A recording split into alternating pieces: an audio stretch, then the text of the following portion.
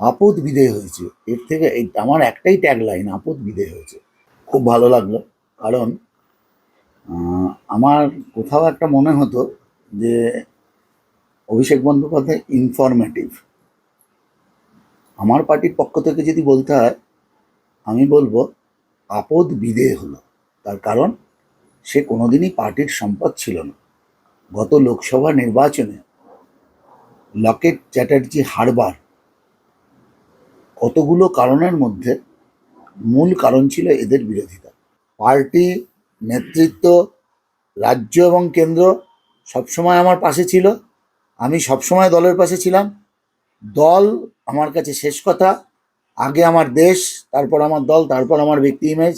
হতে পারে কিছু সময় হয়তো রাজনৈতিকভাবে আমি ফোকাসের বাইরে ছিলাম, কিন্তু আদর্শে টিকে থাকলে দল সবসময় কাউকে না কাউকে কিছুভাবে দেখেছে।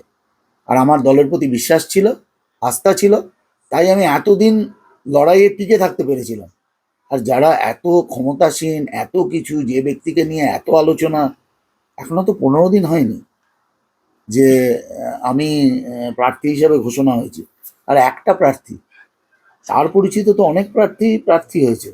শুধুমাত্র একটা বিধানসভার প্রার্থীর জন্য দলত্যাগ, তাহলে তার রাজনৈতিক আইডিওলজি কি?